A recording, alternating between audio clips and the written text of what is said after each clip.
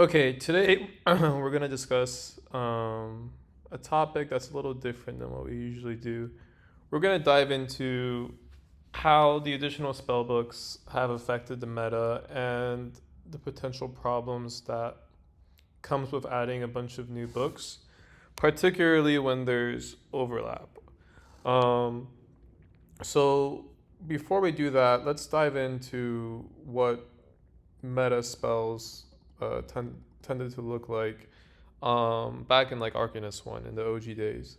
So regardless of map, if it was, decently timed, maybe like 30 seconds or above, games tended to have a mix of spells like this, maybe a Mega Boulder, maybe a Pebble Shot, an Ice Shield, BFTP, throw in a tower, um, let's see, a Prot Shield, maybe Drain. This is a very standard book you would see maybe back in Arc 1. Um, in terms of minions, you could change up these books a little bit and have maybe like a Storm Drag mix. You could have maybe a Pixie style mix. But really, besides maybe full books that would be able to have like full nature or full seas on certain maps, you wouldn't have far too many spells that would overlap too much with what you see here. And this is important. Why? Because back in the OG days, you just had a primary minion. Let's call it like Swarm, DK, Peggy. These are like the primary minions you had. And then if you wanted a different class of book, maybe you wanted like a Frost mix or something like that, you would take like a maybe Comet mix and take uh, Frost Giant or something like that. But again, something like a Frost Giant doesn't necessarily have the same overlap as something like a Swarm. And that's the general theme of this video. I think we've entered an era where a lot of minions have similar overlaps in terms of being able to fit into a very similar mold of book, and that's causing problems in terms of being able to have a very diversified sort of game, and it's causing balance issues as well. That maybe most people aren't keen to, but I'll try to go into that. So back in the Arc 1 days, if you went in, you summoned a swarm or something like that. Once they kill your swarm, right? Like once your swarm is effectively dead, you would have maybe your Pegasus, and then you would have maybe your Dark Knight as like the core win condition. But the amount of winning minions, the potential winning minions you had, were very limited. And this is in major contrast to what you see nowadays. So nowadays, you can have much more than just a swarm. Um, you have potentially water trolls, you have acorn, you've got boars, right? You have gargoyle, right? These are all win conditions on their own, right? Um, drone is more auxiliary and like controlling. It can't necessarily close the game for you, but it can do a lot for you. And if you let it just kind of wander about, you're gonna lose control of that game. So there's that. But you have all these classes of minions, and people say, hey, like you have more diversity, more options. That's a good thing, right? Well, if you go back to the Arc 1 days, let's take like elves for instance. It was in only very niche situations, maybe with full nature, where these minions kind of worked. Same with maybe a rock golem, right? If I took out, let's take a book for instance, like troll, like this troll book. So let's say I have this troll book, right? If I took out, let's say, my trolls for like miner and rock golem, it wouldn't necessarily fit too well. Or if I took out like let's say certain spells, like maybe I took out my aura, um, and I put like a boar instead, this would actually be like pretty lethal. And the reason it'd be lethal is that back in the Arc 1 days, again with the swarm example, once you killed the swarm, maybe you would use your ice shield. Maybe you in like in the Arc 2 days you would use glide or whatever to kill that swarm. But now you have like a lot of minions. So what sort of meta does this generally create? It creates a meta where more or less you don't really need flight as much anymore either, to be honest, because flight was very useful back in the Arc 1 days. Like if you just kind of sat in your tower like this, and the other player was flighted more or less, the setup you can get from just kind of sitting in your tower was very limited, right? You could summon a peg, you could summon DK, but you're not going to necessarily you're going to be at a prot disadvantage first of all, right? And if they zone off the map with, let's say, a forest seed or whatever, and you guys are kind of like even more or less, and they have prots up and they have maybe pebble shot or something like that, they detower you, it's hard to do much. But nowadays, yeah, you can have very lethal safe setup, and that's like both of those terms are very key. You can have very lethal safe setup where maybe you summon very lethal sort of summon like trolls, right? And they might expend like a BFTP, maybe a shock bomb, an ice shield, just to kind of get rid of this. And then you're like, oh well, okay, now get rid of this one too. And maybe if, especially if they're not flighted, maybe they'll glide up, go right next to you, the boar, and then like they'll try to kill that boar. But then you're like, okay, well that's fine. Let me just summon something else. And you kind of keep going through your summon cycles like this, or like trapping them with force seed, and then going through your summon cycles. And it's changing up the game where you would think that more books is adding more diversity of gameplay, but if done improperly, it actually adds less diversity. If done improperly, it takes away those micro moments of the game. And it just kind of, it basically, I would say, incentivizes lazier gameplay and like lower risk gameplay, that's for sure. And low risk gameplay, you know, the stakes are low, you're not really like putting yourself at risk. And it creates an RPS environment where if you are kind of like loaded up with minions and someone's taking a very aggro sort of book and they just sort of rush you down, obviously you're just like minion centric, it's not going to work for you, right? And at the end of the day, we want a meta where sure, we have a diverse range of options, but they can all more or less compete with one another. I think that's like the ultimate goal with balancing, and that's extremely difficult. So my suggestion is actually to take an easier route out instead of trying to balance all these spells, whether it be with like rush or whatever. I would actually just make it so that the OG spells are available, and this is at least for standard rated. I'd make it so the OG spells are available, and only one, maybe two max of the Arcanist 2 books would be available at like any given season.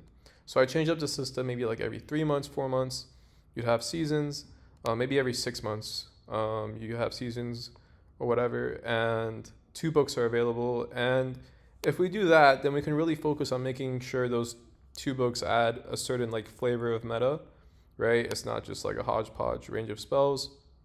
We can really make sure that the books that are available on that season, we can work backwards, right? We can think about what a meta looks like, right? Through a lot of playtesting, a lot of discussions and whatnot. And then from there, we can go ahead and say, okay, this is a type of meta we envision. Maybe it like supports a lot of micro, or maybe it's very strategic. Maybe it's more aggressive. Maybe it's not so aggressive. Whatever that meta looks like, you kind of have to work backwards on that. You can't really say, hey, here's a spell, like, you know, let's just see what happens. More often than not, you're just kind of throwing darts at the wall, and you don't know if those darts are going to land.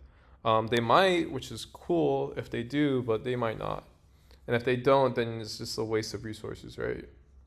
So I'd encourage anyone creating these spells to just kind of work backwards and envision exactly what sort of like maps and settings and times will be played, and rotate out the books that are available in the rated scene.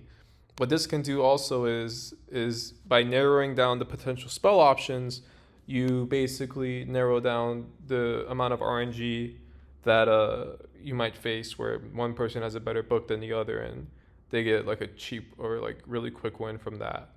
On top of that, I would also rotate out different maps, because that can also help silo out and make sure like we cater books to be available to maybe fit a certain theme of like a certain map or whatever. So maybe we change up the system to only make like 2 or 3 core maps available at a time. Doesn't necessarily have to be grassy hills. Again, I think there's some discussions about making Armageddon's broadcasted the term prior.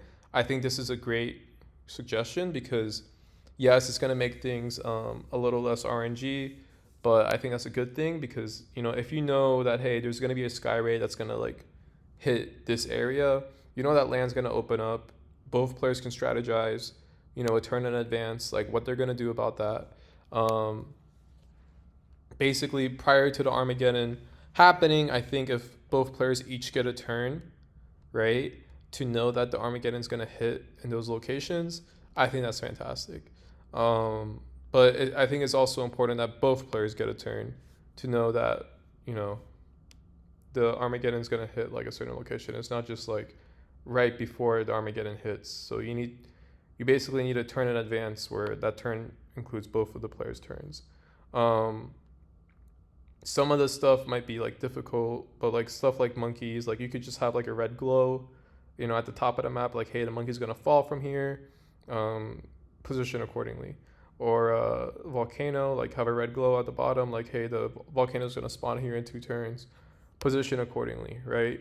Um, Basically, you're gonna add a lot more like macro planning to games, and you're gonna have less RNG, and I think that's great.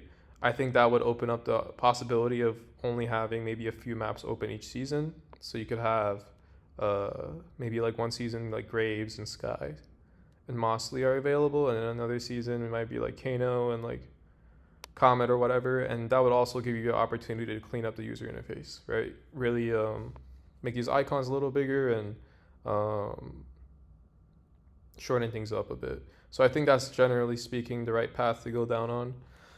Beyond that, I think um, you just have to figure out like the ratings and how you want to do that. If you want to reset ratings, if you don't want to reset ratings and just want to like have that limited pool of options and go from there, I'll let, I guess, the community and like whoever decide that. But I think generally speaking, this is a much healthier path for the game.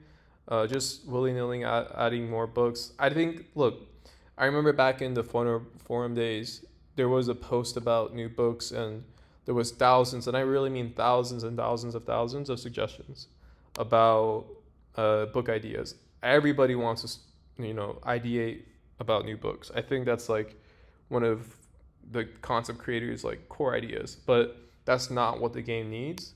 I think it's easy to it's not maybe it's not easy to do, but it's the fun thing to do, right? Like creating new spells is fun for the person creating them, but they can diminish this quality of the game if done improperly, and they should be done with a lot of care and a lot of foresight about um, what sort of gameplay, what sort of meta you're creating, right? Um, Sometimes it's not easy to tell what that meta looks like. Discussion helps there, but I think discussion can be very difficult too, because we don't really have too many great venues for discussion. I think for now, just narrow down the potential map choices, add the forecasted Armageddons, and limit yourself to 2 of the new books at a time for each season. Allow allow the OG books to remain, and then maybe just study like why the OG books in tandem don't have like the same problematic nature. Maybe there's just too much overlap with strong minion win conditions, and we should think about books in an entirely separate way. I think some spells like Will-O-Wisp, it does fill a niche that like no other spell does, and that's why you don't really see it causing problems, right? Um, Totem, I think is on a tangent. I think is like pretty strong, but it does fill a niche that like other spells don't. Um, but like gargoyle, boars, bees, trolls, swarm, these guys all fill like a very similar niche of just like passively chipping away at your opponents and whatnot. In the case of Gargoyle, it's not passively, but it does a lot of other things passively, right? Like passively healing and just amazing mobility and whatnot. That's just a separate one condition on its own. But yeah, I think if you narrow it down to 2 books at a time, you can probably get the balance right. While you work on the balance for like the other books prior to like other seasons launching. But yeah, more or less just simplify the game, and I think this is the way to go. Someone said when you're making an in-depth 60G honors tutorial. Let's see. Well, no one's really gonna be on to play me in 60G, so maybe when they do this stuff, we can make some tutorials. Anyways, thanks for watching, guys. I'll see you later.